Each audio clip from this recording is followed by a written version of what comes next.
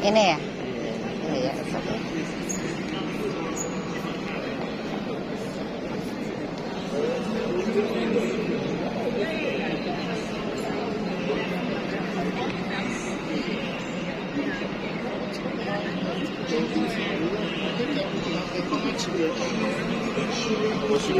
Education.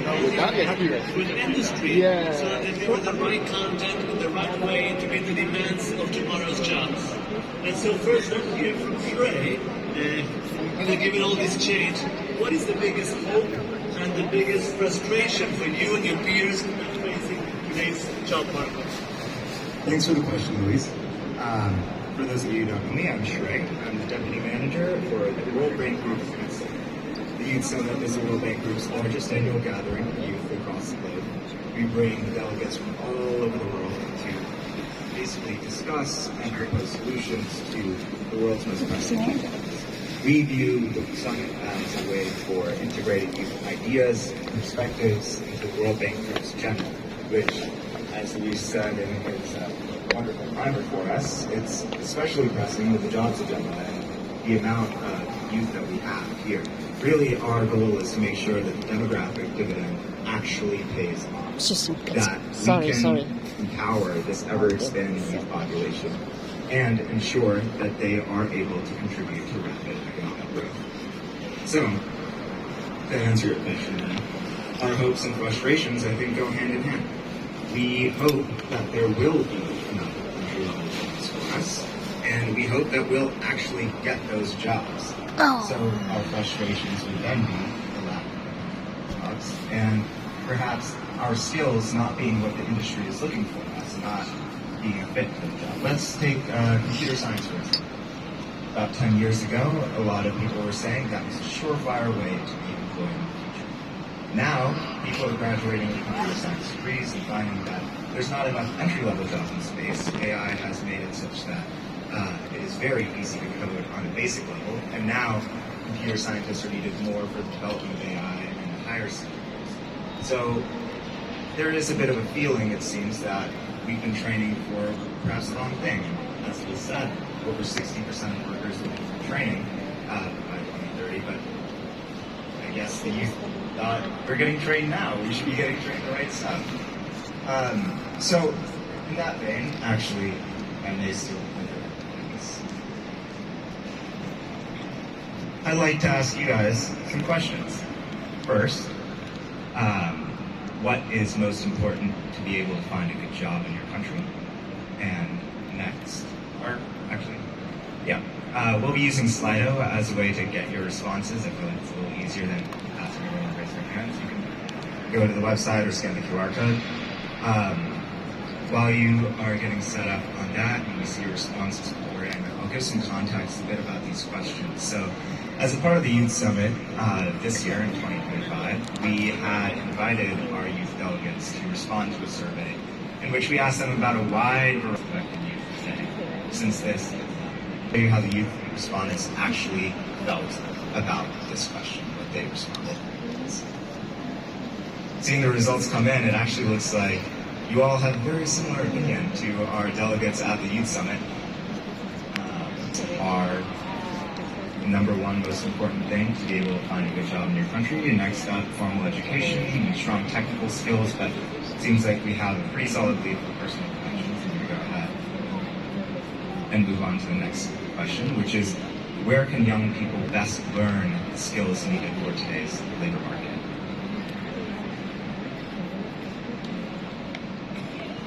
So our goal for this survey, I'll continue talking while you guys answer this question, was to basically see how the youth felt, do a temperature check, and see where we as a bank group can improve. As the Youth Summit, we have unique ideas that are coming from our youth delegates themselves, working, and where maybe we need some more attention in our priorities to other areas.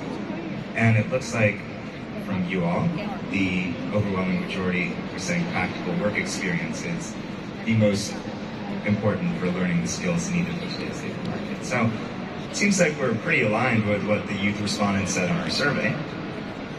Most important to finding a good job in your country was personal connections. Half of all respondents said that was their first or second choice. And 39% of respondents said relying on employment agencies was one of their bottom two choices. I think that's speaking really to the idea. I mean, obviously, everyone knows that networking is very important for getting a job, moving in your career, but to a lot of people in this ranking, it seems that they do think technical skills are really important. They do think pursuing an education is really important. But that's not what is going to move their resume from in the pile to the top of the pile. They feel that that personal connection is really what you need to get that job. And as such, it might be difficult to encounter that situation where you feel like you have skilled properly, you feel like you're a really good fit for this job, but it doesn't matter. You're not going to get selected, which is a tough pill for a lot of people. And the next question, where can they best learn the skills needed for today's labor market? Nearly half said practical work experience. It seems like you guys felt a bit more strongly about that. I think about 78% of you said that. And around 38% said self-learning, which I find really curious because I feel like with generative AI and especially during COVID, we saw a huge boom in online courses, learning to that extent. And if you are able to use generative AI or LLMs effectively, you can create customized content to a certain degree of accuracy with models right now, but at least to help you expand your skills in a specific area. Practical work experience, I mean, I wholeheartedly agree with that. The past year here at the World Bank has taught me a lot more than anything my education had. But at the same time, if the best way to get the skills for today's job market is by having a job, kind of presents a little conundrum for our entry-level workers in which they are, then again, turning back to that personal connection, saying, this is the only way that I can get that first experience. And then after that, I can multiply that in my career through practical work experience and upskill myself. So, Wendy, I'm really curious about this. As someone who works in the industry, I want to know what you think about these survey results, and also what you think the skills most necessary for job seekers are, and if you're finding those in the people that you see. That question. Hello, truly an honor to be here today. So I want to thank Louise, thank the organizer for having me. My name is Wendy, Louise introduced earlier. For those of you who don't know Accenture, we are one of the world's largest AI and technology consulting firm. We operate in more than 120 countries with a workforce of close to 800,000 people around the world.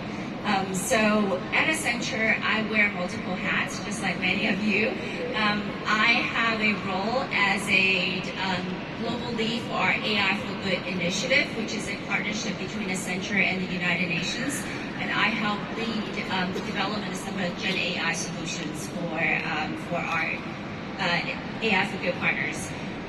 But on top of that, I also wear a hat of I support our collaboration and skilling partner with higher education institutes such as Stanford University. And we have a partnership with the Institution of Human-Centered Artificial Intelligence at Stanford to help train Accenture's people, but also bring Stanford's curriculum to our clients and employees as well. So this topic is very, very interesting to me from a professional perspective. But it's also very close to me at a personal level, because I have two Gen Zs in my family. I have a 15-year-old and a preteen. And every day that I work in the space of Gen AI, seeing the transformative power of this technology, I ask myself, how can I prepare my children for the future of jobs? So what do I see? And I'm just so thrilled to be here to share my learnings with you all.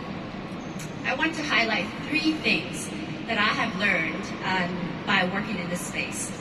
First, despite the hype that we're hearing about AI or Gen AI, research and macro data have shown until recently that we just haven't yet seen AI having a major impact on the job market. As recently as a report that was released just last 2 weeks ago by the Yale University, their budget lab, they highlighted that, if you look at the Gen AI, release of Gen AI in 2022, the change in the job market, the change in the skill gaps, and the change in the composition of jobs really hasn't changed that much compared to what other technological innovations would bring, right? So the key point here is not yet. So that's my first point. AI hasn't changed the job market, despite AI hasn't really lived up its hype as a job disruptor. That leads to my second point, which is, do we expect AI to have an impact on the jobs in the future? And the answer is a resounding yes. Why do I say that? Accenture works with some of the largest corporate international companies in the world. We work with more than 75% of the Fortune 500 companies. In each year, we deliver thousands of AI projects, large or small. And last year alone, we did more than 2,000 Gen AI projects and solutions with global companies. And in every situation, when we go out and talk to the business leaders and the CEOs and the C-suites of these companies, they all come to us and ask, how can I bring AI into my business? How can I bring AI to my workforce so that they can work faster, better? How can I use AI to incorporate my product design, service design, so that I can help serve my customers better, right? Every company is thinking about how to bring AI into their business. In our Accenture, we also do a lot of research. In our Accenture labor research that we did last year, we released, we have looked across the labor data and the work hours, the type of works that we collect across industries.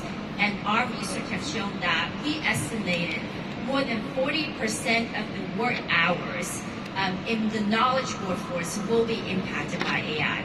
Whether it's automated or augmented by AI, it will be impacted by AI. So that is to say that jobs in the future will be different.